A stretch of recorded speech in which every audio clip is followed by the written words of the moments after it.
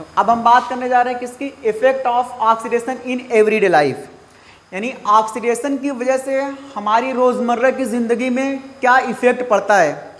देखो जैसे हम बात करते हैं कि मान लो हम मॉइस्चर के समय, यानी जब हमारा इन्वायरमेंटल के अंदर ह्यूमिडिटी बहुत ज़्यादा हो, नमी बहुत ज़्यादा हो, तो जो आयरन के मटेरियल्स होते हैं उसमें देखो रेडिश ब्राउन कलर की क्या होती है, एक लेयर उसके ऊपर जम जाती है, जिसको हम लोग अपनी कॉमन लैंग्वेज में क्या बोलते हैं, जंग बोलते हैं, कि मूर्छा लग गया। तो वो दरअसल क्या होता है, वो कुछ नहीं होता है, वो ऑक्सीजन की लेयर होती है जो उसके ऊपर क्या हो जाती है, जम जाती है, और उसको क्या करना शुरू कर देती है, डैमेज करना शुरू कर देती है, उसको ख़राब करना शुरू कर देती है। अच्छा, या कभी कभी हमने देखा होगा कि जैसे कुछ सिल्वर के जो मटेरियल्स होते हैं या जो कॉपर के मेटल्स होते हैं उनके ऊपर भी कुछ कोटिंग आ जाती है। जैसे मैं अगर सिल्वर के ऊपर बात करूं तो ब्लैक कलर की कोटिंग आ जाती है, कॉपर के ऊपर ग्रे कलर की मतलब कोटिंग आ जाती है। दरअसल ये सब है क्या, ये सब क्या हो रहा है, ऑक्सीडेशन हो रहा है हमारी डेली लाइफ में।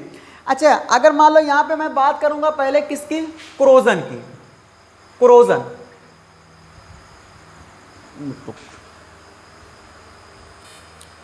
अब हम बात करने जा रहे हैं किसकी, effect of oxidation in everyday life, यानी हमारी रोजमर्रा की जिंदगी में क्या इफेक्ट पड़ता है ऑक्सीडेशन का। इसमें हमको दो चीज़ों पे बात करनी है, एक बात करनी है क्रोजन पे और दूसरा हमको बात करनी है किस पे, रैंसिडिटी पे। यानी एक हमको बात करना है किस पे, क्रोजन पे, और दूसरा किस पे बात करनी है हमको, रैंसिडिटी पे। हम पहले बात करते हैं क्रोजन की। क्रोजन में क्या होता है कि जैसे मान लो हमारे पास मान लो आयरन के बहुत सारे मटेरियल्स होते हैं। क्या होता है कि जब इन्वायरमेंटल के अंदर बहुत ज़्यादा ह्यूमिडिटी होती है, बहुत ज़्यादा जब नमी होती है, तो उस आयरन के मटेरियल्स पे जब हम गौर करके देखते हैं तो उस पर कुछ रेडिश ब्राउन कलर की हमको कोटिंग मिलती है, यानी रेडिश ब्राउन कलर की कुछ क्या होती है, लेयर्स हमको मिलती है। दरअसल वो लेयर क्या होती है, वो ऑक्सीजन की लेयर होती है, यानी उस मटेरियल का क्या हो जाता है, ऑक्सीडेशन हो जाता है। अच्छा, कभी कभी हम लोग देखते हैं कि जैसे मान लो किसी जगह पे हम लोग अगर एसिड फेंक देते हैं, या मान लो जब बहुत ज़्यादा किसी जगह पे मॉइस्चर बहुत समय बना रहता है तो वहाँ पे चीज़ें क्या हो जाती हैं, क्रोड हो जाती हैं, यानी वहाँ की चीज़ें क्या होने लगती हैं, डैमेज होना शुरू होने लगती हैं। उसी प्रोसेस को हम लोग क्या कहते हैं, क्रोजन कहते हैं, यानी उसी प्रोसेस को हम लोग सिंपली क्या कहते हैं, क्रोजन। जैसे हम सिंपल बात करें, कोई वाल हो, वाल क्या हुई है, प्लास्टर हुई है, अगर मान लो उस पर बहुत दिनों तक अगर मान लो पानी गिरता रहता है, यानी नमी बहुत ज़्यादा वहाँ पे बनी रहती है, तो धीरे धीरे देखो वहाँ से क्या होती है, जो प्लास्टर की लेयर होती है वो क्या होती है, डैमेज होना शुरू हो जाती है। या अगर मान लो किसी वाल के ऊपर हम लोग क्या करते हैं, एसिड को फेंक दें, जब उसके ऊपर हम एसिड को फेंक देंगे तो वो क्या हो जाती है, पूरी वो वाल क्या हो जाती है, क्रोड हो जाती है। इसी प्रोसेस को हम लोग क्या कहते हैं, क्रोजन कहते हैं। अब देखो होता क्या है कि क्रोजन में पहला तो क्या होता है, जो आयरन के मटेरियल होते हैं उस पर क्या होता है, रेडिश ब्राउन कलर की मतलब लेयर जम जाती है, कोटिंग हो जाती है, जिसकी वजह से क्या होता है, वो डैमेज होता है। या जो सिल्वर पे कोटिंग हो जाती है, कैसी, जैसे मान लो सिल्वर है, सिल्वर के ऊपर कैसी कोटिंग हो जाती है, ब्लैक कोटिंग होती है। ये ब्लैक कोटिंग किसकी होती है, ऑक्सीडेशन की लेयर होती है, यानी ऑक्सीडेशन हुआ होता है। तो सिल्वर के ऊपर कैसा होता है, ब्लैक कोटिंग होती है। अगर मैं कॉपर की बात करूं तो कॉपर के ऊपर भी क्या होती है, कोटिंग होती है, वो किसकी होती है, ग्रे होती है, जिसकी वजह से क्या होता है, इनकी जो लाइफ स्पान है, जो वैलिडिटी होती है वो क्या हो जाती है, कम हो जाती है, यानी ये डैमेज होना शुरू होते हैं। क्रोजन की वजह से हमारे बहुत सारे जो आयरन के स्पेशली मटेरियल्स होते हैं वो क्या होते हैं, वो डैमेज होना शुरू हो जाते हैं। जैसे हमारे पास ब्रिज वगैरह होते हैं, या घरों में जो विंडोज़ वगैरह होते हैं, जो गेट्स वगैरह बने होते हैं, वो क्या होते हैं, बहुत जल्द क्या होते हैं, क्रोड हो जाते हैं। किसकी वजह से, ऑक्सीडेशन की वजह से, जिसकी वजह से क्या होता है, जो बहुत जल्दी डैमेज होना शुरू हो जाते हैं, यानी उनका लाइफ स्पान क्या हो जाता है, बहुत कम हो जाता है। तो इससे बचाने के लिए हम लोग क्या करते हैं, उसके ऊपर पॉलिश कर देते हैं, उसको पेंट कर देते हैं, ग्रीसिंग वगैरह कर देते हैं, ताकि उस पर ऑक्सीडेशन ना हो पाए, ऑक्सीजन की लेयर ना जम पाए। तो इससे क्या होता है, इसको हम लोग क्या कहते हैं, क्रोजन। तो यानी क्रोजन से बचने का तरीका हमारे पास क्या है, उसकी ग्रीसिंग कर दें, पेंट वगैरह उस पर लगा दें, ताकि उस पर क्या हो, ऑक्सीडेशन ना हो पाए। दूसरी हम बात करते हैं रैंसिडिटी की। अब देखो रैंसिडिटी में क्या होता है कि जैसे हमारे पास कुछ ऐसे फूड मटेरियल्स होते हैं जो ऑयली होते हैं, जो फैटी होते हैं। क्या होता है कि ऑयली मटेरियल हो या फैटी मटेरियल हो, बहुत जल्दी क्या होते हैं, ऑक्सीडेशन होने की वजह से क्या होता है, उनके अंदर बैड स्मेल आती है। जैसे हम लोग सिंपल बात करते हैं, जैसे चिप्स। देखो चिप्स से क्या होता है, एक मटेरियल होता है जो पैकिंग में आता है। देखो जब उसको हम पैक करते हैं तो हम इस बात का ख्याल रखते हैं कि उसके अंदर हम ऑक्सीजन की गैस नहीं भरते, यानी ऑक्सीजन गैस नहीं भरते।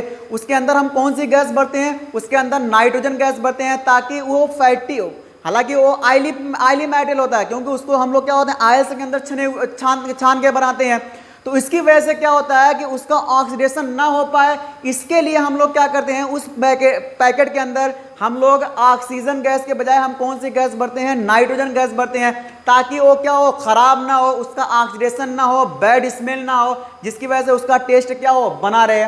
कभी कभी हम लोगों ने इस बात को केयर किया है कि जब हम लोग मतलब दुकान पे जाते हैं सामान को खरीदने के लिए, अगर वही चिप्स के पैकेट से अगर एयर निकल गई है, जो मतलब उसके अंदर गैस भरी गई है, अगर वो गैस भरी मतलब गैस उसके अंदर से निकल गई है, गैस निकलने का मतलब कि उसके अंदर होल हो चुका है, और उस होल के अंदर से क्या हो सकता है, हवा भी जा सकती है, जो उसको क्या करती है, ऑक्सीडाइज करती है, और जब उसको हम खोल के खाते हैं तो उसका टेस्ट क्या होता है, बदला हुआ होता है। और ऐसे पैकेट हम लोग लेना भी पसंद नहीं करते हैं। ये क्या होता है, rancidity. Types of reaction on the basis of temperature.